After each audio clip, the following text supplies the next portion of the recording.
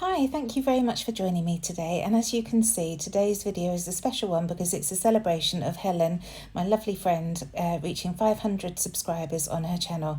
I think actually she's closer to 550 now. It's an amazing achievement and she wanted to celebrate with us all.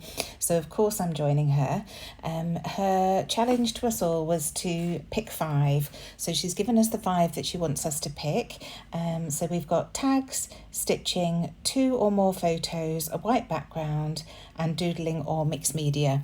So I've chosen these 2 photos from our trip to Boston back in 2015, and it's just pictures of doors in Newport. We just really were fascinated by all the decorations that they have on their doors and things. I absolutely loved it, all these wreaths and pumpkins around and the beautiful autumnal colours. So I snapped some photos and that's what I wanted to document. So I pulled out my autumn, I think it's called Harvest Market from Simple Stories. It's a couple of years old now, but I love the colours in this collection and I've still got plenty of it left. So I thought this would work for me. And I've trimmed my photos down. The big one is still at 6x4 and the smaller one is, I think it's 3x4 now. It was a square photo that I had printed at a photo shop. It was back in the day when you had to, for Instagram, take your photos in square for them to post on Instagram. So quite often, or more often than not, I'd forget to switch my camera from square to portrait or landscape and end up with lots and lots of square photos. So as I say, I've just trimmed off the excess bits and pieces from that photo and made it into a 3x4. So you can see here I'm starting to add the bits and pieces that need to be added to this layout. I've got some tags there on the right hand side. I'm also using some of the new dies from Hey Little Magpie here. I've got that lovely film strip which I've cut in half to add half to the top and half to the bottom of the layout, and also the film strip frame which you can see there on the right hand photo. I did pull in that notebook paper which I'm actually going to leave off in the end, but that's another die, and also this bumpy border which won't stay there. It will stay on the layout, but it's not going to stay where I've put it there. So I've cut out plenty of strips. I'm definitely a B-side scrapper. I've used a lot of the B-sides of this collection. I love these rich tones that it's got in it, and I'm just scuffing up the edges using my Tim Holtz edge distresser. I didn't measure these papers, I just went with what I had available and cut chunks that I thought would work. So these are going to act as the mat for the large photo, and I'm just going to stick these together as a mat. You'll have seen me doing this before because I am going to add some mixed media behind per Helen's Grab 5. So just, as I say, sticking this together as a mat so that it can be moved and the mixed media added behind it without any issues of it getting in the way. So it just takes a little while to get all of this distressed, and of course as soon as I picked the pieces up I couldn't remember exactly how I had them, but I'm happy with the overall effect on the end of the layout, so that's fine. That's what it's all about really, isn't it? So just use my ATG gun. I am slowly falling in love with this the more I use it to stick all these layers together. It's not without issues. I'm used to using wet glue, which gives me time to pull things up and move things around, and this is a permanent stick. If you're not careful, it grabs hold of the piece that you're laying it onto, so you have to be fairly considered when you're putting it down onto the layout, but it's very, very quick and easy to use on big chunks of paper like this. So just bringing my photo back in to check that I'm happy with how these layers are going, and then I can stick that last piece down. The photos have both been matted on white cardstock. I think I did that before I started filming. I don't know why, it's a very long video. I think I did a lot of faffing on this one, but I'm really pleased with the outcome. So just laying that bumpy road piece to the left of that stack there, and that's where it will go, and I will bring another one in later. You can see that brown piece to the left hand side that I've cut from that lovely wood grain, and that will be added too, but for now I'm just adding these lovely film strip pieces just to elongate the line behind that photo. There we go, and that's a great way of stretching your dies. If they're not big enough for you and they're going behind something, you can just tear them in half, tuck them in, nobody would know. I felt like that yellow piece was a little bit wonky, so I was just pulling that up to re-stick it in place. And now I can work on that right hand set underneath the photo. So first of all, punching the holes in these tags. These were both cut from the tag paper. I just chose two, again, look, using the B-sides, just chose two that I thought would work nicely here, and then sticking them together, and then the photo can go on top. So they're almost like the layers of paper behind this photo. And then just building things up at the top there, but I wasn't entirely happy. So that does change in due course. But I think I'm just about ready now to start my mixed media. So I'm just sticking that black piece down so that I don't forget that that's supposed to go there. And then I'll stick this photo onto these tags, I think I do. Just messing, yeah, here we go. Just adding a little bit of adhesive behind to get that stuck down. Getting rid of all the paper dust from all that distressing. And here I am coming in with my distress oxides. So I'm using fossilized amber and also I think it was dried marigold, and I'm just blending between the two. It doesn't bother me if my inks get slightly mixed together. I tend to use them in quite a messy way, and I'm not too particular about the exact colour being exact, so that's why I'm using the same brush and mixing between the two paints. The two inks, that's absolutely fine by me. This is a Crafters Workshop stencil, which I love. I just love the effect it gives behind the photo mats. I can't remember what this one's called. I was just trying to think. Something to do with tiles, Tilemania maybe? I'm not sure. I think we've still got it in the shop at Hey Little Magpie if you're interested. So I just keep bringing this photo mat back in just to check that I'm happy with the positioning of the stenciling, and also that I'm not going to cover it all up when I bring that mat back in. So just making sure it goes right to the very top of the page, and also bringing it down this left hand side, because of course a lot of this white cardstock is showing here.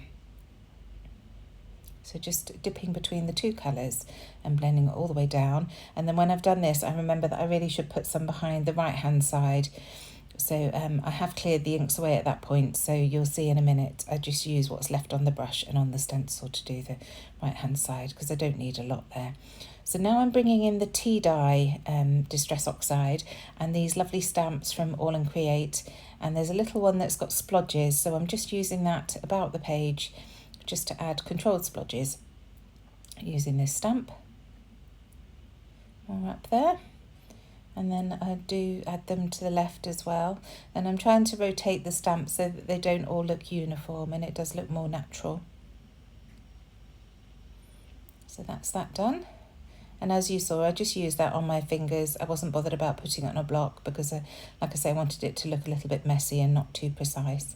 So here I am bringing that stencil back in and just blending in some of the ink, like I say, that's left on the brush and also left on the stencil.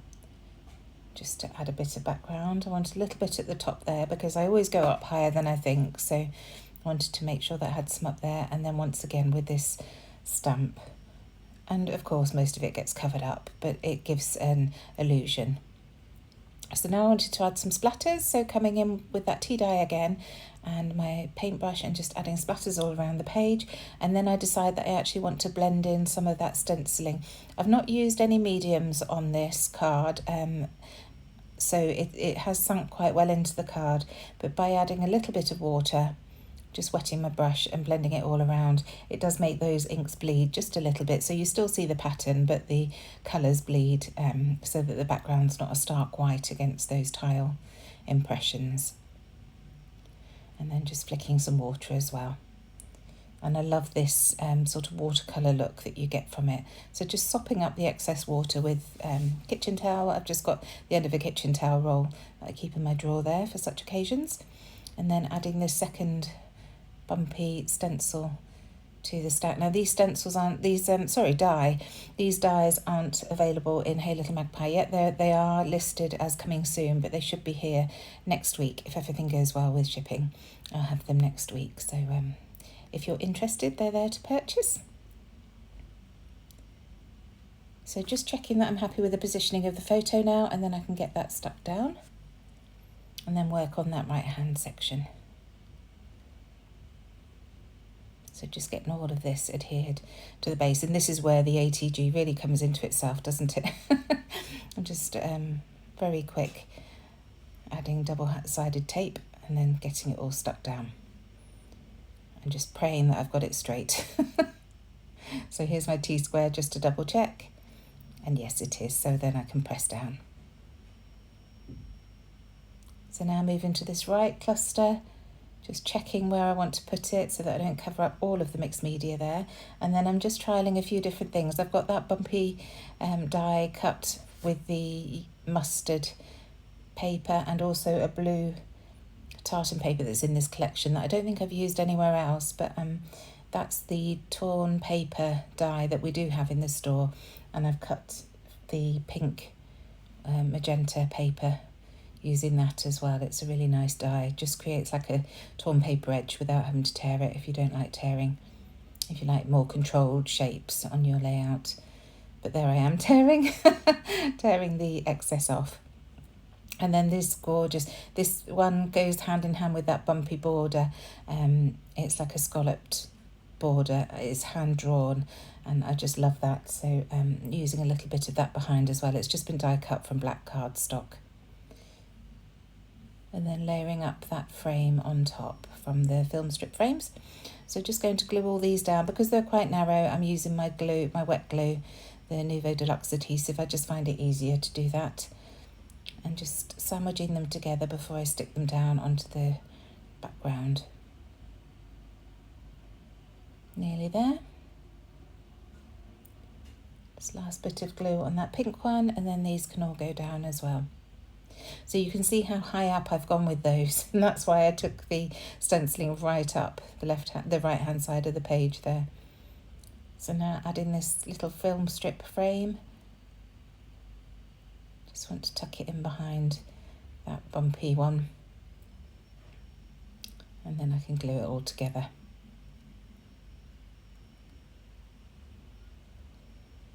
Just checking that there's plenty of glue there to hold it in place.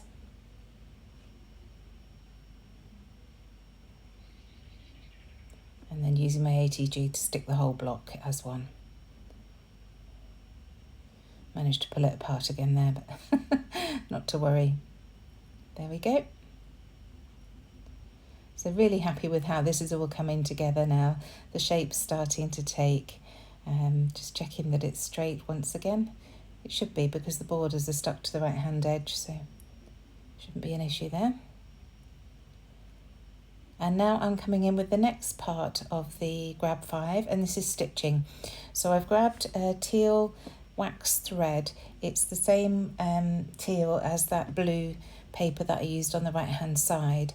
So I thought I wanted to bring that over to the left. So just adding 3 really long stitches to this left hand side for my stitching. And I love the texture that that adds to a layout. So there's the first one, and then I just need to rethread and then add another 2. And I'm just using my needle. It's an embroidery needle for cross stitch, so it's not too sharp, but sharp enough to push through. And then just using some tape to secure it on the back. So there's the second stitch, and then the third one is going to be shorter to the left of that. So once again, poking my holes in, and then I can stitch through it.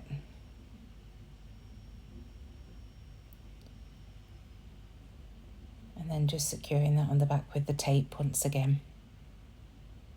So while I'm doing this, don't forget to check the description box down below because there's a playlist that Helen's organised for us all to add our videos to. So you can see everybody else who's joining on Helen's hop and celebrating with her. I'm sure there are some wonderful creatives in that playlist. I can't wait to have a watch myself. So because I'd done the stitching on the right, I wanted to mirror it over to the, stitching on the left, I wanted to mirror it over to the right of the page. So I'm just adding 1 stitch behind the photo, coming right the way down this block here. So again, just adding some tape on the back to secure that in place. And then using the same twine to thread through my tag holes. So far from the Grab 5, we've got tags, we've got stitching, I've got 2 photos, a white background and mixed media. So I've fulfilled my brief and I've got all 5 things on my layout, but I'm not quite finished yet. I want to start going through some of the embellishments that I've got in this collection and see what I can add just to zhuzh the page up a little bit. So just adding that twine underneath that frame to hold it in place, and then I add a staple just to make sure that it is there securely. So this was a little bit of that border die that I had left over, so I'm adding that to the bottom of the photo there. I've got one of these lovely craft tags that I use all the time, cut from the EK Success punch, and I just sit in an evening with some scrap card and punch away, so that I've got plenty to use on layouts without having to stop and get the punch out. So from the brads, I'm getting this little chipboard pumpkin, and then a couple of brads. There's a brad that has a pumpkin on it that I'm going to add next to it there, and then one that says fall that I'm going to add to the right hand side, just nestled underneath that tab. It goes on the right hand side there. So now into the sticker book and just looking to see what I can see. I love these circular elements, so I add this one that says fall underneath the pumpkin just to complete that little cluster down there. And then I found another one with a little autumn leaf, like a maple leaf on it, so that gets added to the top there.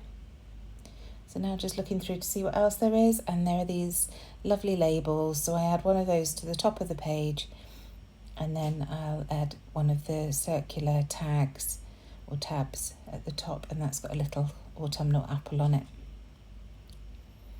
Continue to flick through the book, and on this page there are lots of lovely little leaves, and I think they'll look really nice cascading down the page, so I just add 3 at the bottom here and then another one at the top next to that dotty paper, and it really does look like they've just blown off and are falling down. I didn't add them to the pattern paper because they've got quite a large white border, so adding them to the white background makes it much better. So now one of these acorns, and then that says nuts about fall, because I really am. I do love the autumn and love the colours. And then the alphabet stickers are perfect for adding my title, which is just Newport RI for Rhode Island, because that's where we were. And then under that I shall add my journaling. So I do go for all the same coloured letters. I know that they're multicoloured, but I thought it would be better to grab the same colours for this. So I'm spelling Newport with that deep, or it's almost like a brown colour, and then RI, I've used the orange. And while I've got my T-square out, I decide to add my journaling strips using my pencil, and my journaling just says, I was more than a little bit obsessed by the way the houses in town were decorated for autumn. It made the dreary days brighter. So there you go, there's the journaling. And then coming in with some scrap card to add my date, which was the 11th of November. And I'll just add that to that brown craft tab on the right hand side. Just trimming it off to make sure it fits neatly. And then finally I'm going to come in with some gold splatters just to finish it all off, and that's the layout done. So huge congratulations, Helen. I've really enjoyed watching your channel grow, and I shall continue to watch all your videos and cheer you on from the sidelines. It's great to see you filming again. I do really love your style. And other than that, I shall see you all again very soon. Thanks again. Bye.